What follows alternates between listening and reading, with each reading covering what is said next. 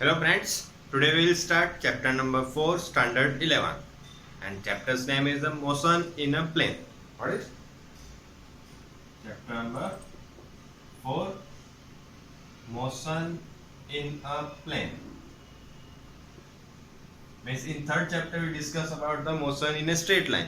Straight line means only one direction, and in this chapter the motion in a plane means made by x and y plane, x and y axis. Means कि यहाँ पे क्या कर रहा है, x direction में भी जा सकता है, वाई डायरेक्शन में जा सकता है, लेफ्ट साइड भी जा सकता है, राइट साइड भी जा सकता है। कोई भी पार्टिकल्स कोई भी डायरेक्शन में क्या कर सकता है, मोशन कर सकता है। तो उसको हम क्या कंसीडर करेंगे, मोशन इन अ प्लेन। और इसके अंदर क्या टॉपिक्स हम डिस्कस करेंगे। The first topic is our scalar and vector quantity. Scalar and vector quantities. What is the scalar and what is the vector?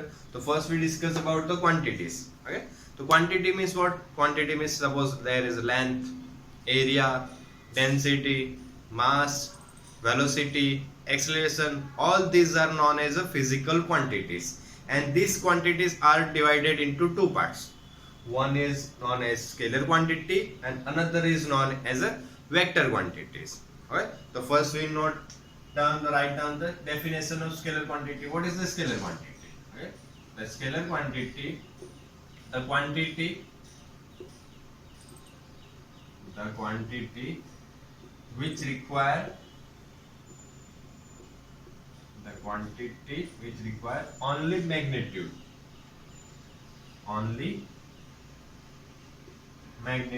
and magnitude means what? Magnitude means value. The quantity which require only magnitude is known as scalar quantity.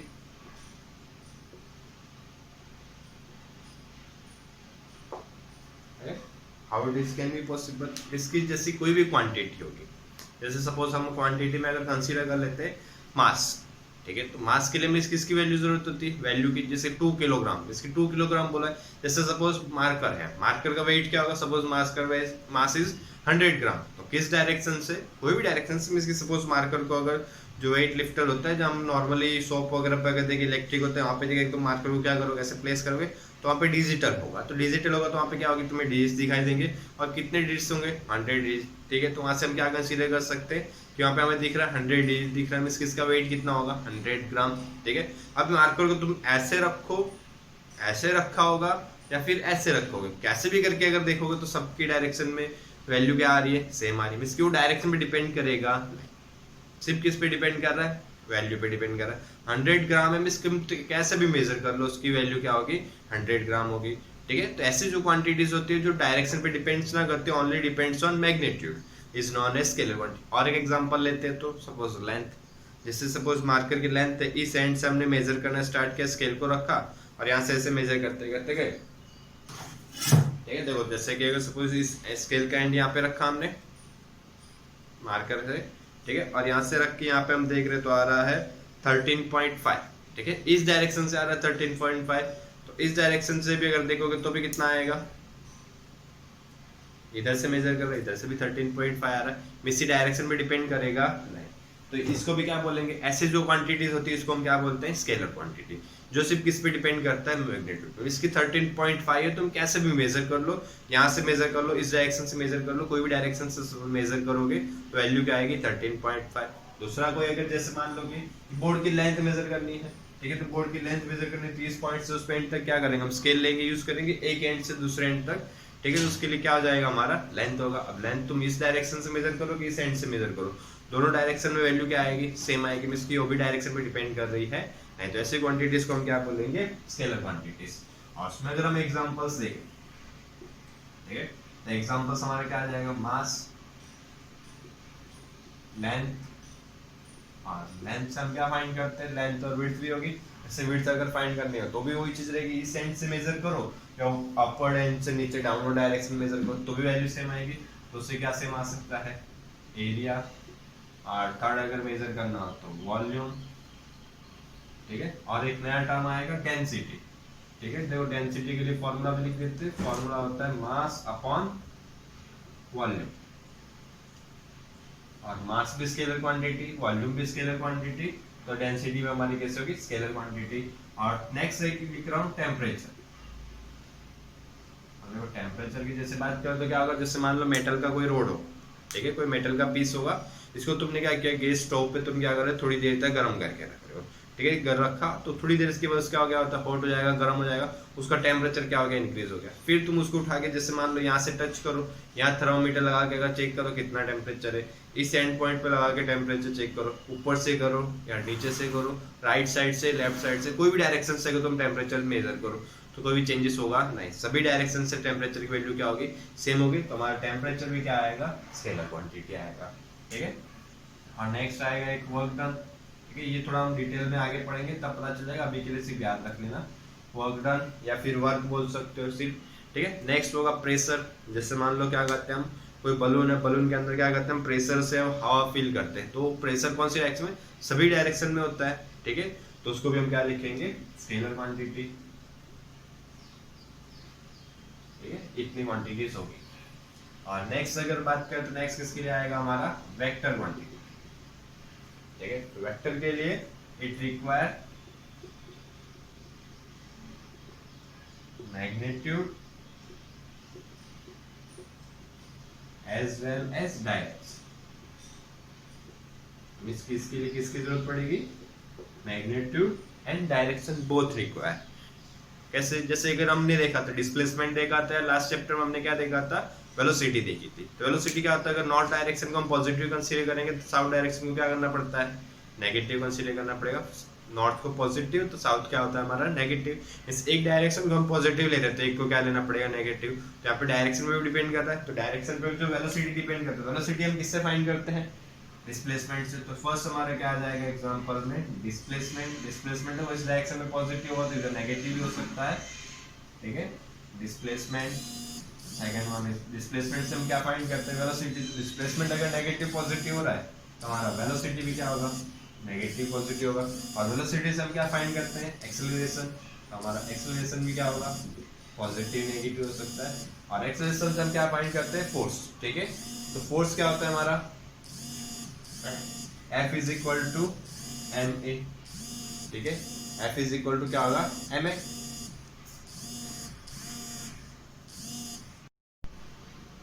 ठीक है।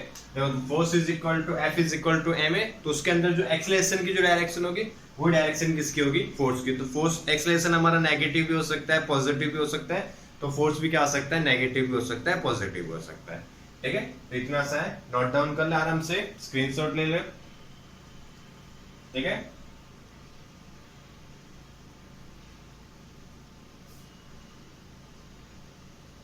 और इसके बाद अगर next देखें तो आएगा presentation of vector.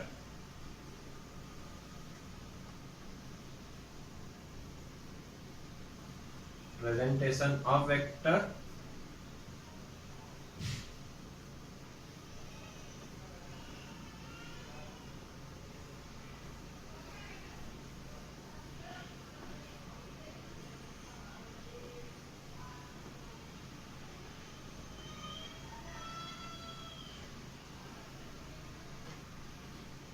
presentation of vector by graphical method।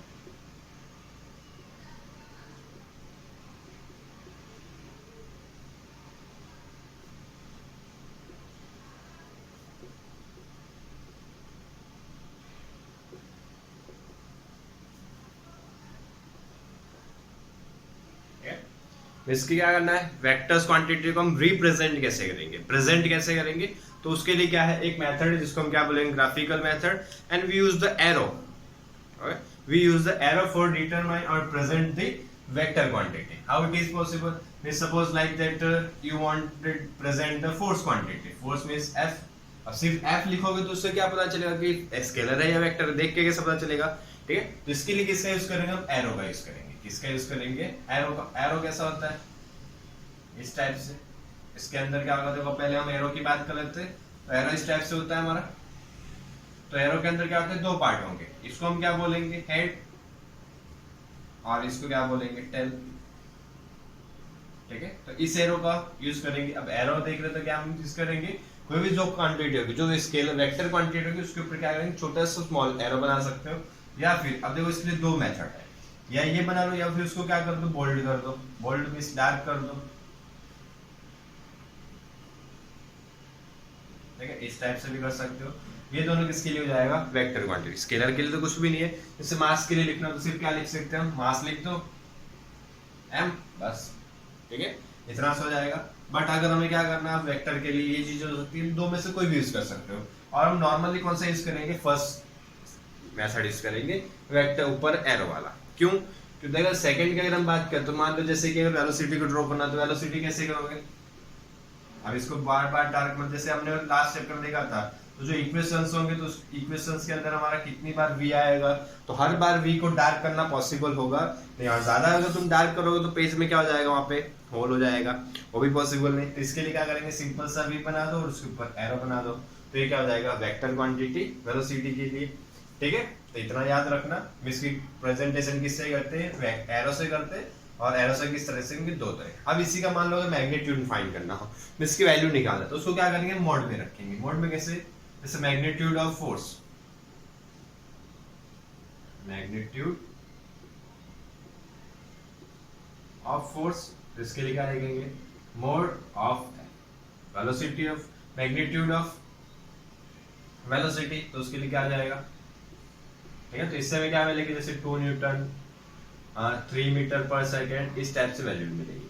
और ये क्या हो जाएगा, सी वेक्टर यहाँ पे होगी, ठीक है। तो इतना सा आराम से नोट डाउन कर ले।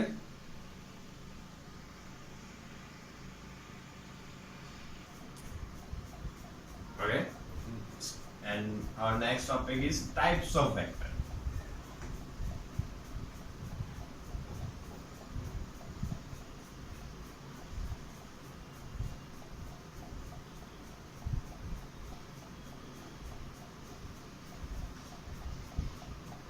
Our next topic is the types of vector. In types of vector, and first type is equal vectors.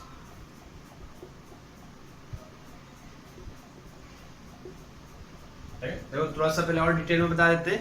Vector के लिए हमने एक तो बोला कि एरो का यूज करेंगे, एरो का यूज कर रहे। अब कैसे यूज करोगे, जैसे मान लो तुम क्या कर रहे हो, फोर्स अप्लाई कर रहे हो, कितना फोर्स अप्लाई कर रहे हो, साउथ डायरेक्शन में 3 न्यूटन फोर्स अप्लाई कर रहे हो। तो पहले हम क्या करते हैं, डायरेक्शन बना देते हैं, नॉर्थ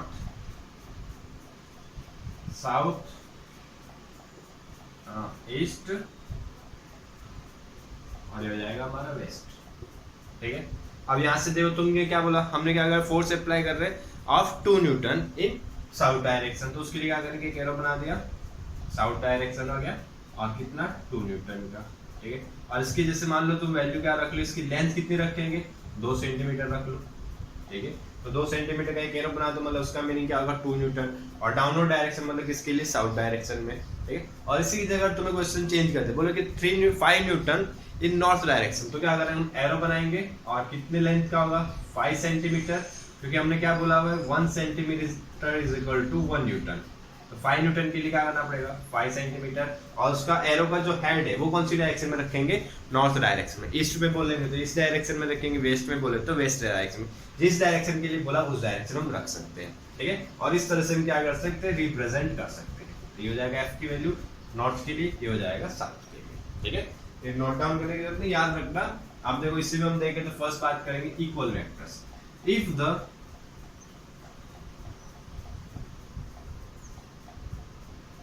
ठीक है, अब देखो फर्स्ट इक्वल वेक्टर्स में, if the magnitude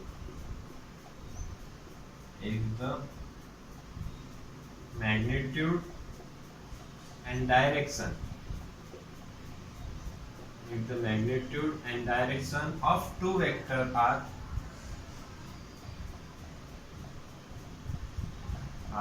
same, so it is known as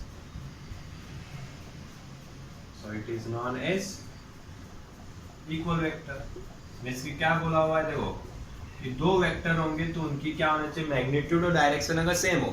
जैसे हम बात कर ले कि दो वेक्टर ए और बी ले लेते हैं, मान लो कि ए की वैल्यू हम कंसीडर कर लेते हैं 5 और बी की वैल्यू भी कंसीडर कर लेते हैं 5, ठीक है। कोई भी क्वांटिटी होगी, अभी क्वांटिटी के हमारे लिए इंपॉर्टेंट नहीं, हमारे लिए सिर्फ वेक्टर इंपॉर्टेंट है, ठीक है। तो क्या करते हैं, कोई एक वेक्टर हमने मान लो ए ड्रॉ कर दिया इस डायरेक्शन में, ठीक है। इसकी वैल्यू कितनी है 5 और इसकी वैल्यू कितनी है 5, तो इसको भी इतना ही ड्रॉ कर रहे हैं, मान लो इस डायरेक्शन में ड्रॉ कर रहे हैं, तो क्या आ गए, दोनों के मैग्नीट्यूड सेम है और दोनों की डायरेक्शन भी सेम है, तो ए और बी को हम क्या बोल सकते हैं, इक्वल वेक्टर्स बोलेंगे।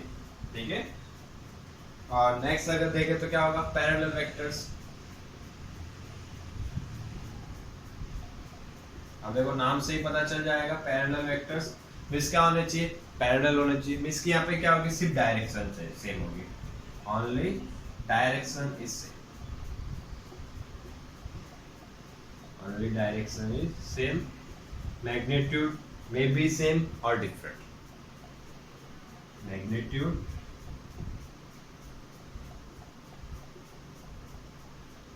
मे बी सेम और डिफरेंट। इसकी क्या हो सकता है, मैग्नीट्यूड सेम भी हो सकता है, डिफरेंट भी हो सकता है, बट डायरेक्शन क्या होनी चाहिए, सेम होनी चाहिए, तो इसी को हम क्या बोलेंगे, जैसे इसी को क्या बोल सकते हो, पैरेलल बोल सकते हो। बट यहाँ पे अगर वैल्यू में थोड़ा सा चेंजेस करें, a is equal to 5 and b is equal to suppose 7, ठीक है, a की वैल्यू हो गई, और b के लिए क्या करेंगे, थोड़ा सा बड़ा बनाएंगे, क्योंकि 7 सेंटीमीटर तो 7 सेंटीमीटर हो जाएगा। ठीक है, तो दोनों की डायरेक्शन क्या हो गई, सेम है, बट मैग्नीट्यूड सेम भी हो सकता है, तो ये भी होगा हमारा पैरेलल और ये भी पैरेलल, तो इसको पैरेलल भी बोल सकते हैं और इक्वल वेक्टर्स, बट इसको इक्वल वेक्टर्स नहीं बोल सकते। इक्वल वेक्टर के लिए क्या होना चाहिए, मैग्नीट्यूड और डायरेक्शन दोनों सेम होना चाहिए। तो यहाँ पे सिर्फ क्या है, डायरेक्शन सेम है, मैग्नीट्यूड्स क्या है, डिफरेंट है, और मैग्नीट्यूड सेम होते तो इक्वल बोलते हैं, मैग्नीट्यूड सेम नहीं तो इसके लिए इसको क्या बोलेंगे, पैरेलल। और इसी में देखो एक आएगा एंटी पैरेलल, इसी का ऑपोजिट। नेक्स्ट आएगा हमारा एंटी पैरेलल। ठीक है, एंटी पैरेलल का मींस क्या होगा, पैरेलल तो होंगे बट डायरेक्शंस कैसी होगी, ऑपोजिट होगी। ठीक है, एंटी पैरेलल के लिए याद रखना, क्या याद रखना है, डायरेक्शंस क्या होंगी, ऑपोजिट होगी। एंटी पैरेलल में क्या हो जाएगा, डायरेक्शन ऑपोजिट, मींस ए इस डायरेक्शन में है तो बी हो जाएगा हमारा इस डायरेक्शन में, मींस होने पैरेलल चाहिए, डायरेक्शन डिफरेंट होगी, मैग्नीट्यूड सेम भी हो सकता है, डिफरेंट भी हो सकता है। ठीक है, तो इतना सा नोट डाउन कर ले। टाइप्स ऑफ वेक्टर में 3 होंगे, first equal vector, parallel vector and third हो जाएगा हमारा एंटी पैरेलल।